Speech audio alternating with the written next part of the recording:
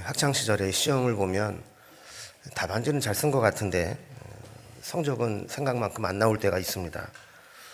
왜 그랬을까 이렇게 나름대로 이유를 분석해 봤더니 출제자가 원하는 답을 못 썼기 때문입니다. 그래서 이제 깨달은 게 있습니다. 열심히 하는 것보다 중요한 것은 출제자의 의도를 파악하는 것이다. 그래서 이후로는 시험을 볼 때마다 공부한 내용을 쭉 보고 내가 교수라면 어떤 문제를 낼까? 그리고 내가 교수라면 어떤 답안을 원할까? 이거를 생각하면서 공부를 했던 적이 있습니다. 근데 신앙생활도 마찬가지입니다. 무조건 열심히만 한다고 다가 아닙니다. 어떤 사람은 내가 이렇게 열심히 하는데 왜 아무도 안 알아주냐고, 내가 이렇게 수고하는데 왜 내 뜻대로 안 따라주느냐고 이렇게 원망을 할 수 있습니다. 그런데 중요한 것은 내 기준으로 이렇게 하면은 잘하는 거겠지 이런 생각으로 열심히 하는 것이 아니라 하나님의 기준으로 어떻게 하는 것이 하나님을 기쁘시게 하는 것일까, 여기에 맞추는 것이 더 중요하다라는 것입니다. 오늘 본문에 보면 우리의 기준과 하나님의 기준이 매우 다를 수 있음을 비유를 통해 보여줍니다. 특히 바리새인과 세리의 이 기도하는 모습을 비교하면서 누가 의롭다 하심을 받겠는가 하는 것을 통해서 어떻게 하는 것이 하나님의 기준에 합한 것인가를 고민하게 해줍니다. 우리가 평가를 하려면 문제도 있어야 되고 또 답안지도 있어야 되고 그걸 채점할 수 있는 기준인 정답도 있어야 됩니다. 아무리 내가 답안지를 잘 썼어도 정답과 다르면 점수를 얻을 수 없는 것이죠. 그런데 문제는 이 보이지 않는 것을 평가하는 것입니다. 보이는 것이야 정답대로 채점하면 되는데 안 보이는 것을 평가하는 것은 기준도 애매하고 또 보이지 않기 때문에 평가하기가 매우 어렵습니다. 그 대표적인 것이 기도에 관한 것입니다. 여러분, 기도에 대한 평가는 어떻게 해야 되는 걸까요? 어떤 사람이 기도를 잘하는 것이고 어떤 사람이 기도의 사람이라고 평가받을 수 있을까요? 시간의 양으로 따져서 오랜 시간 많이 기도하면 잘하는 것일까요? 목소리를 크게 기도하면 그 사람이 기도를 잘하는 것일까요? 빠지지 않고 정기적으로 기도하면 잘하는 것일까요? 물론 이런 것들이 어느 정도의 기준이 될 수는 있지만 이것이 전부는 아니라는 것입니다. 이렇게 한다고 해서 하나님이 정말 그 사람을 기도의 사람으로 여겨주시고 그의 기도를 기쁘게 받으시느냐 하는 것은 별개의 문제일 수 있다는 겁니다. 즉 우리의 기준과 하나님의 기준은 다를 수 있다는 것이죠. 중요한 것은 우리가 기도할 때 사람들에게 어떻게 평가받느냐가 아니라 하나님께 어떻게 평가받느냐가 중요한 것이고 하나님이 내 기도를 들어주시느냐가 더 중요한 것입니다. 그래서 오늘 말씀을 통해서 우리는 우리의 신앙 또 우리의 기도가 하나님께 어떤 평가를 받으실지 이것을 한번 스스로 점검해 보는 시간이 되기를 바랍니다. 특히 만약에 하나님께서 우리의 기도하는 것들을 다 녹화해서 편집을 한 다음에 보여주고 이게 네가 기도한 전부다, 이 정도 기도하면 되겠니? 이렇게 물어보실 때 예 라고 대답할 수 있겠습니까? 어쩌면 주님께서 우리에게 조금 더 오래 기도할 수 있지 않겠니? 조금 더 자주 기도하면 안 되겠니? 조금 더 간절히, 조금 더 믿음으로 기도해야 되지 않겠니? 조금 더 기도의 지경을 넓혀서 그냥 내 기도만이 아니라 이웃도 돌아보고 교회도 돌아보고 하나님 나라를 위해서도 기도하면 안 되겠니? 이렇게 말씀하지 않으실까요? 주님께서 우리의 기도를 보시고 우리의 기도를 평가하실 때 우리가 제가 완벽하지는 못하지만 그래도 최선을 다해 기도했습니다, 이렇게 응답할 수 있기를 주님의 이름으로 기원합니다. 오늘 본문을 보면 이렇게 우리의 평가와 또 하나님의 평가가 기준이 다르다는 것을 알 수 있습니다. 그런데 이 기준이 다르다고 하는 것이 그럴 수 있겠네, 그렇게 생각할 수도 있겠네, 이 정도의 다름이 아니라는 겁니다. 우리의 생각과 기존 상식과 가치를 전복할 만한 매우 파격적이고 도발적인 다름이라는 겁니다. 어떤 성경학자는 이 다름을 이렇게 설명했습니다. 우리가 애국자로 알고 있었던 사람이 매국노로 여겨지고 우리가 매국노로 경멸했던 자가 애국자로 판명되는 것과 같은 그런 다름이라는 겁니다. 하나님의 기준과 우리의 기준이 그렇게 다를 수 있다는 것을 오늘 본문이 우리에게 보여주고 있습니다. 오늘 본문은 누구를 대상으로 말씀하고 있는지 또 어떤 목적으로 말씀하고 있는지를 먼저 밝히면서 시작합니다. 9절 말씀을 보면 또 자기를 의롭다 믿고 다른 사람을 멸시하는 자들에게 이 비유로 말씀하시되, 그럼 누구에게 하신 말씀이라는 겁니까? 자기를 의롭다 믿고 나 외에 다른 사람들은 멸시하는 자들, 그들에게 어떤 비유를 들어 설명하겠다라는 겁니다. 이 사람은 자기 나름대로 사람을 판단하는 기준이 있습니다.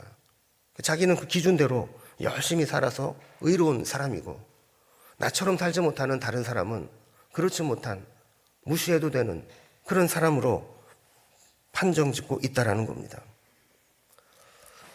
이어지는 비유의 설명을 보면 우리는 자기를 의롭다 믿는 사람이 바리새인이고 또 그가 멸시하는 자가 세리라는 것을 알게 됩니다. 이 사람의 기준으로는 자기처럼 신앙생활하는 것이 의로운 것이고 그렇지 못한 세리는 멸시받아 마땅하다고 생각한 겁니다.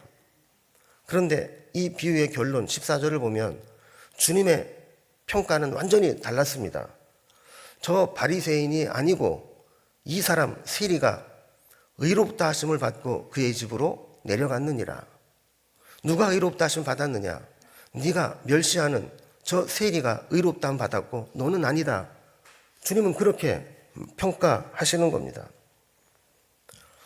보통 오늘 본문을 우리가 설교를 하면 이 기도의 자세에 대해서 우리가 설교를 하기 쉬운데, 오늘은 좀 다른 관점에서 이렇게 인간의 기준과 하나님의 기준이 어떻게 다른가 하는 관점에서 오늘 말씀을 좀 살펴보도록 하겠습니다. 그럼 보통 우리가 알고 있는 인간의 기준에 대해서 한번 보겠습니다. 우리 인간은 보통 겉으로 보이는 것으로 판단하기 쉽습니다. 특히 신앙도 마찬가지입니다. 여러분, 어떤 사람이 믿음이 좋은 사람처럼 보입니까? 일반적으로 교회에서 자주 보이는 사람이 믿음 좋은 사람이라 생각합니다. 예배도 안 빠지고 또 좀 드러나는 자리에서 봉사도 열심히 하고 그러면 믿음 좋은 줄 압니다. 우리가 자녀들의 신앙도 우리가 착각하는 게 있습니다. 교회 안 빠지고 나가고 학생회 임원하고 그러면 임원이 믿음이 다 좋은 줄 압니다. 근데 그게 다 아니라는 겁니다. 그가 교회 아닌 다른 곳에서 어떻게 살아가고 있는지, 교회에 와서 어떤 마음을 가지고 있는지, 어떤 의도로 저렇게 열심히 하는지 이거를 알아야 되는데 우리는 그것을 알 길이 없기 때문에 그저 교회에 자주 나오고 눈앞에 자주 띄면 믿음이 좋다고 그렇게 생각하기 쉽습니다. 이런 기준으로 보면 당시의 바리새인들은 매우 경건한 사람이라고 할 수 있습니다. 우리는 어떻게 보면 바리새인에 대해서 좀 부정적인 이미지를 가지고 바라봅니다. 특히 예수님께서 복음서에 자주 이 바리새인들을 책망하면서 저들의 위선적이고 종교적 특권의식에 찌든 율법주의를 책망하신 것 때문에 바리새인은 나쁜 사람이야, 안 좋은 신앙인이야 이렇게 생각하기 쉽습니다. 그런데 그 당시 기준으로 보면, 그 당시 유대인의 기준으로 볼 때 바리새인은 매우 훌륭한 사람이었습니다. 바리새인은 평신도이면서도 제사장의 기준에 맞춰 경건을 추구하는 모범된 신앙을 추구하는 이들이었습니다. 평신도였지만 우린 여기 머무를 수 없다. 우리는 목사처럼 살아야 되겠다. 이렇게 사람이라는 겁니다. 세상 사람들이 다 세상에 물들고 거룩함을 잃어버릴 때 우리는 그들과 구별되고 그들과 분리된 삶을 살면서 율법대로 말씀대로 살아야 되겠다. 요즘 말로 한다면 경건운동을 일으킨 그런 부류의 사람들을 바리새파라고 불렀다라는 겁니다. 또한 그들은 일반 성도들도 쉽게 율법을 접하고 적용할 수 있도록 현실적으로 율법을 해석하고 실천했던 이들입니다. 당시에 많은 사람들이 우리는 율법대로 못 살아. 그건 랍비나 제사장들이나 그렇게 사는 거지. 세상 살아가는 현실에서 어떻게 그렇게 살아? 다 포기하고 있었는데 이 바리새인들은 그렇지 않은 겁니다. 하나님 말씀을 주셨다면 우리가 지킬 수 있을 거야. 이 말씀을 우리가 어떻게 적용하고 해석할지만 알면 우리는 할 수 있을 거야. 그러면서 그 율법을 해석해서 실천했던 자들입니다. 당시 상황으로서는 이렇게 평신도 운동을 일으킨 쉽게 헌신하지 못하는 신앙의 귀한 모범생들이었다라는 겁니다. 여기에 비해서 세리는 죄인과 동일한 개념으로 여겨졌습니다. 로마 제국은 식민지의 지방세를 세리장을 통해 징수하도록 했습니다. 당시 부유한 세리장들은 지방세를 징수할 권리를 얻기 위해 자기의 재산을 담보로 공개 입찰에 참여했습니다. 그리고 가장 고액을 제시한 세리장은 5년 동안 세금 징수권을 취득하게 됩니다. 이 세금 징수권을 취득한 세리장은 로마에 그 지역에서 내야 될 세금을 미리 납부하고 그리고 나서 향후 소득세, 수출입관세, 교량과 도로의 통행세, 도시세와 같은 각종 세금을 다 거둬들일 수 있었습니다. 문제는 그들이 얼마를 거둬들이든 선지급으로 한 세금 입찰 가격에서 거둬들이는 차액은 모두 세리장의 소유가 되었다는 겁니다. 그러다 보니까 세리는 더 많은 소득을 얻기 위해서 백성들을 착취해서 과도한 세금을 매기고 강제로 거두어 갔습니다. 문헌에 보면 세금을 체납한 자에게는 고문을 하기도 했고 세금을 돈이 없어 못 내겠다 하면 고금리로 대출을 해주면서 세금을 미리 내게 하고 갚지 못하면 그의 재산을 처분하는 그런 일들까지 서슴지 않고 했던 겁니다. 이 세리의 과도한 탐욕은 백성들이 반발이 심해지면서 로마 당국에서도 우려할 정도가 되었습니다. 심지어 이 보고를 받은 네로 황제마저도 세리장들에게 세법을 공개하고 투명하게 집행하라고 지시를 내릴 정도였습니다. 물론 부당한 세금 징수에 대해서는 재판관에게 상소할 수 있는 길이 있었지만 이미 세리장들은 돈으로 다수의 재판관들을 다 매수해서 재판을 해봐야 어차피 세리가 뇌물을 준 재판관들은 세리와 한 통속이었던 겁니다. 좀처럼 세리의 횡포가 사라지지 않자 세금 부담으로 인한 백성들의 증오는 증폭됐고 세리를 테러의 표적으로 삼기도 했습니다. 심한 경우는 군인들과 동행하며 군의의 경호를 받아야만 하는 경우도 생기게 됩니다. 그러니 이런 세리를 유대인들이 좋아할 리가 없습니다. 특히 이 세금을 거두어 로마에 갖다 바친다는 점에서 민족적으로도 반감이 심했던 거죠. 그 세리는 배척과 혐오의 대상이 되었습니다. 세리를 대하는 당시의 문헌들을 보면 이런 글들이 있습니다. 이 바벨로니아 탈무드에 보면 이 세금 징수원을 살인자, 강도와 나란히 배치를 하고 있습니다. 그 죄인도 급이 있는데 어느 급이냐? 살인자, 강도급이라는 겁니다. 이런 강력범, 흉악범과 같은 부류로 여긴 겁니다. 산헤드린 문헌에는 세리는 법정 증인으로 자격이 없고 사회적으로 버림받은 자이며 가족에게는 완전히 치욕을 주는 자다 그랬습니다. 그러니까 법정에서 세리가 어떤 증언을 해도 네 증언은 법적 효력이 없어 믿어주질 않는 겁니다. 사회에서는 매장됐고 가족에게는 치욕을 안겨주는 자로 여겨진 겁니다. 네다림이라는 문서에서는 세리들의 돈은 자손을 위해서라도 받지 않았다 그랬습니다. 네가 더럽게 번 돈 자손에 해도 안 받아 이렇게 된 겁니다. 세리들이 성전에서 헌금을 하겠다고 환전을 할 때 세리의 돈은 환전을 거부했습니다. 또한 세금 징수원에게 돈을 지불하지 않기 위해서 어떤 가능한 방법으로 거짓말을 하더라도 그것은 죄가 아니라 합법적 수단으로 생각하게 되었습니다. 다른 것은 다 거짓말이 되지만 세리에게 세금 내지 않게 하는 거짓말은 괜찮다 이렇게 여겼다는 겁니다. 이 정도로 세리는 완전한 죄인으로 취급당했던 사람입니다.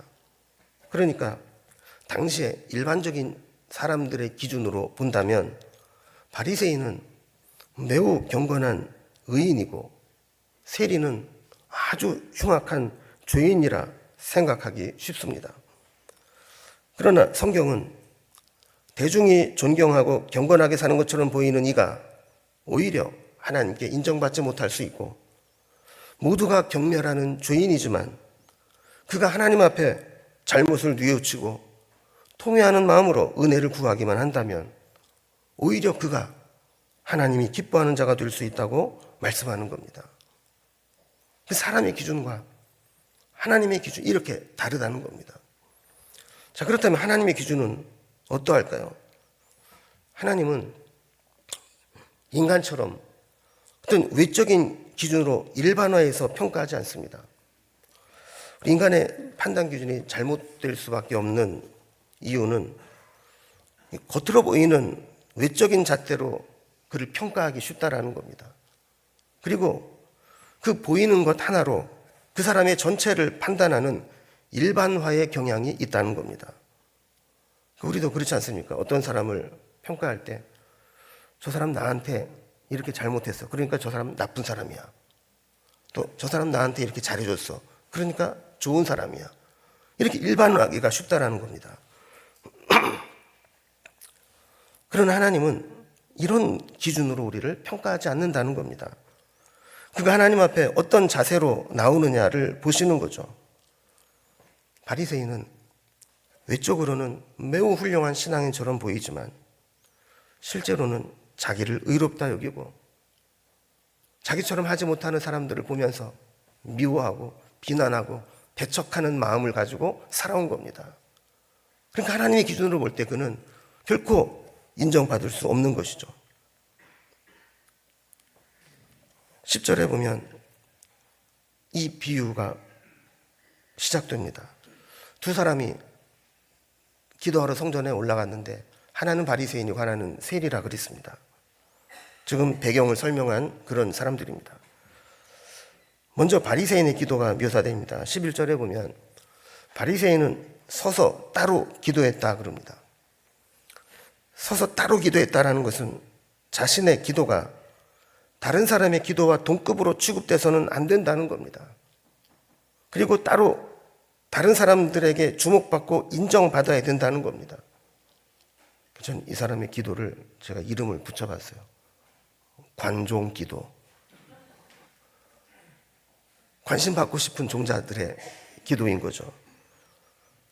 그 내용을 보면 더 가관입니다. 11절에 하나님이여 나는 다른 사람들 곧 토색, 불의, 간음을 하는 자들과 같지 아니하고 이 세리와도 같지 아니함을 감사하나이다. 나와 다른 불의와 같지 않다는 것을 감사한다는 걸 두 번이나 반복해서 이야기합니다. 그리고 겉으로는 감사하나이다 했지만 속마음은 자기를 드러내고 자랑하는 기도를 했던 겁니다. 그리고 자신의 경건 행위를 드러냅니다. 자기는 그저 저렇게 죄 짓는 죄인에 만족하지 않는다. 나는 열심으로 경건 생활을 한다. 12절에 보면 나는 일에 2번씩 금식하고 또 소득의 11조를 드리나이다 그랬습니다. 성경을 보면 율법에 금식에 대한 의무 규정은 자주 나오지 않습니다. 딱 한 번 나오는데 이스라엘 모든 백성의 죄를 대속하는 대속죄일에 딱 한 번 너희는 금식하라는 규정이 나옵니다.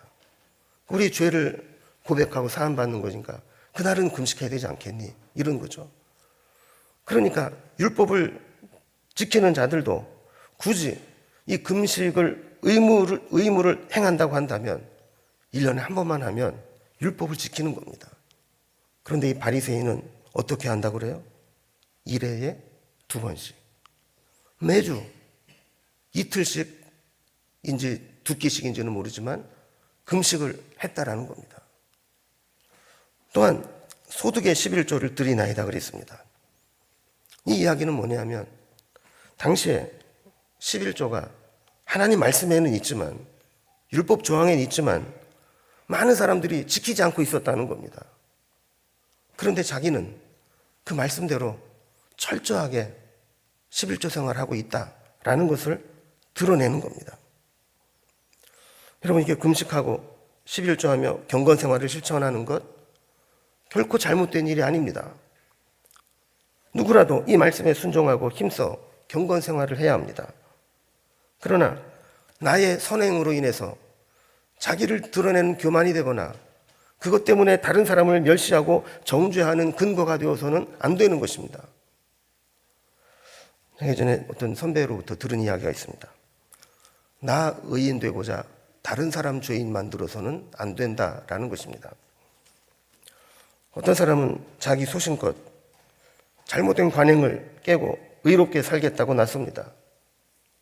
매우 용기 있는 모습이고 의로운 행동입니다. 그런데 지혜롭게 하라는 겁니다. 그로 인해서 다른 사람을 죄인처럼 정죄하는 결과를 가져오게 된다면 드러내지 말고 혼자 조용히 실천하라는 겁니다. 그러나 사람들은 내가 뭔가 의로운 행위를 하면 그거를 드러내고 싶고 인정받고 싶은 욕구가 있습니다. 그래서 다른 사람이야 어찌 평가받든지 말든지 나는 이렇게 너희들과 다르다. 나는 너희들이 못하는 이런 것을 한다. 이렇게 드러내려고 하고 싶다라는 것이죠. 이게 바리새인의 문제였다라는 겁니다. 하나님 앞에 기도하는 자세는 다른 사람과 비교해서 내가 얼마나 의로우냐를 드러내거나 나와 같이 하지 않는 다른 사람을 차별하고 멸시하는 태도를 갖는 것이 아닙니다. 다시 말하면 바리새인은 겉으로는 거룩해 보였지만 속으로는 일주일 내내 자기처럼 신앙생활하지 않는 자들을 비난하고 책망하고 미워하고 차별하는 마음을 가지고 살아왔던 겁니다. 하나님께 받은 은혜에 비해 나는 합당한 삶을 살지 못하고 있다는 그런 참여하는 마음으로 기도하고 하나님 앞에 나오는 것이 신앙인의 자세지. 내가 이렇게 살았으니까 그걸 드러내고 그렇게 하지 못하는 이들을 비난하는 것, 이것은 하나님이 기뻐하는 모습이 아니라는 겁니다. 두 번째로 세리의 기도를 봅니다. 13절에 보면 세리는 멀리 서서 감히 눈을 들어 하늘을 쳐다보지도 못하고 다만 가슴을 치며 이르되 하나님이여 불쌍히 여기소서 나는 죄인으로서이다 기도했다고 했습니다. 그는 자기의 부족함을 알고 있습니다. 그것을 감추거나 다른 것으로 가리려고 하지도 않았습니다. 그저 있는 그대로 하나님 저는 죄인입니다. 어쩔 수 없이 또 죄를 지었습니다. 어쩌다 보니 세리가 되어서 죄를 지을 수밖에 없었습니다. 이런 애통하는 마음으로 주님 앞에 나왔다는 겁니다. 기록에 보면 세리들은 회당을 출입하는 데는 제한을 받았지만 성전에는 유대인이라면 공식적으로 출입을 허용했다고 합니다. 다만 유대인의 뜰까지 들어오지는 못하고 여인의 뜰이나 이방인의 뜰까지만 들어오게 허용이 되었다는 겁니다. 그래서 이 세리가 멀리 서서 기도했다라는 것은 이렇게 유대인의 뜰 가까이 들어오지 못하고 여인의 뜰이나 이방인의 뜰까지 밖에 들어가지 못해서 거기서 그저 멀리 바라보면서 기도할 뿐이었다라는 겁니다. 그는 유대인이지만 유대인의 뜰에 들어가지 못했습니다. 하지만 성전에 들어와서 기도할 수 있다는 것만으로도 그는 감사하며 하나님 앞에 나왔던 겁니다. 많은 사람들이 믿음으로 살려고 하다가 자그마한 장애물이나 걸림돌만 있어도 핑계 삼아 포기하기 쉽습니다. 남의 시선 의식하면서 기도하는 자리에 나오는 것 자체를 포기할 수 있습니다. 세리라면 당연히 그런 생각할 수 있습니다. 내가 어차피 성전에 가봐야 유대인의 뜰에 못 들어가게 할 테고 여인의 뜰이나 이방인의 뜰에서 기도할 수밖에 없는데 그렇게 기도하다가 눈총 받고 사람들에게 구설수에 오르느니 차라리 안 가고 말래. 이런 마음 얼마든지 가질 수 있다라는 겁니다. 그러나 이 세리는 자기가 성전에 갈 수 있는 데까지 간 겁니다. 허용되는 만큼 나가가서 가슴을 치며 하나님 앞에 나는 죄인이라고 불쌍히 여겨달라고 기도했던 겁니다. 하나님은 우리가 어떤 자세로 나오는 것을 원하실까요? 우리의 기도가 사람들에게 보이는 기도가 아니라 온전히 하나님만 바라보는 기도가 되기를 원하십니다. 우리의 기도는 다른 사람이 보는 데서 하는 기도나 아무도 없는 곳에서 혼자 하는 기도나 같아야 합니다. 그게 다르다는 얘기는 사람을 의식하는 것이고 사람에게 평가받기를 원하는 마음이 있다는 겁니다. 어떤 분은 예배 대표 기도를 부탁하면 무척 어려워합니다. 어려워하다 못해 거부합니다. 거부하다 못해 협박하는 사람도 있습니다. 나 기도시키면 교회 옮깁니다. 근데 왜 그럴까? 그게 뭔데 그럴까? 근데 가만히 생각해 보면 아마도 이런 마음이 큰 것 같아요. 내가 기도하면 다른 사람들이 다 들을 텐데 내가 혹시라도 잘못한 기도가 있으면 그것 때문에 사람들이 권사나 돼서 집사나 돼서 저런 기도밖에 못하나 이런 소리 들을까 봐 차라리 안 하고 말지, 이런 게 아닐까 하는 생각을 하는 겁니다. 여러분, 기도는 하나님 앞에 하는 겁니다.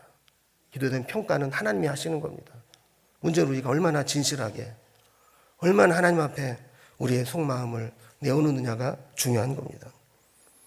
또한 우리의 기도는 다른 사람과 비교하는 게 아니라 내 문제를 가지고 나아가는 겁니다. 다른 사람 눈치 볼 필요도 없고 남 비교할 필요도 없습니다. 내 문제, 나의 부족함, 나의 아픔, 나의 상황을 진실하고 솔직하게 고백하는 기도여야 합니다.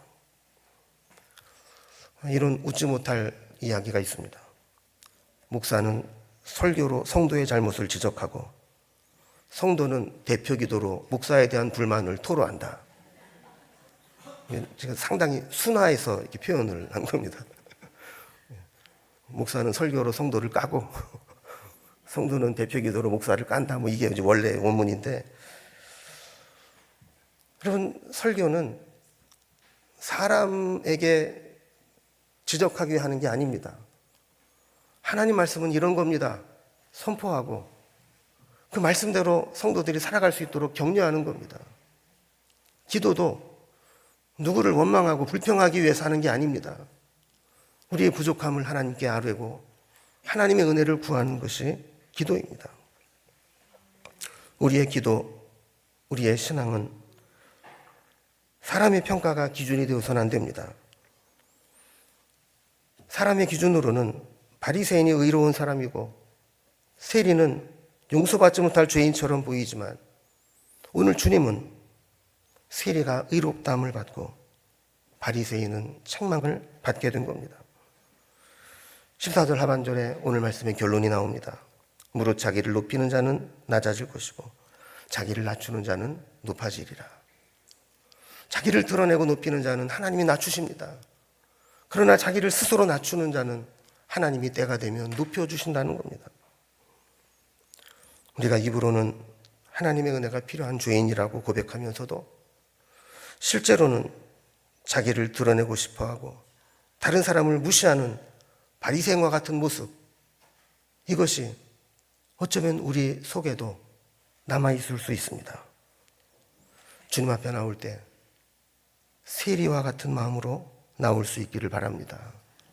사람의 기준으로 사람에게 보이기 위해서 나오는 것이 아니라 하나님의 기준으로 하나님 마음에 합한 자가 되어 하나님의 뜻에 따라 살겠다고 고백하며 주님 앞에 서야 되는 겁니다. 셀프 칭찬으로 스스로 만족하고 높이는 자는 하나님의 기준에 도달할 수가 없습니다. 우리가 결단의 찬양으로 부르는 것처럼 신실하게 진실하게 주님 앞에 설 때 주님은 우리를 기쁘게 받아주실 줄로 믿습니다.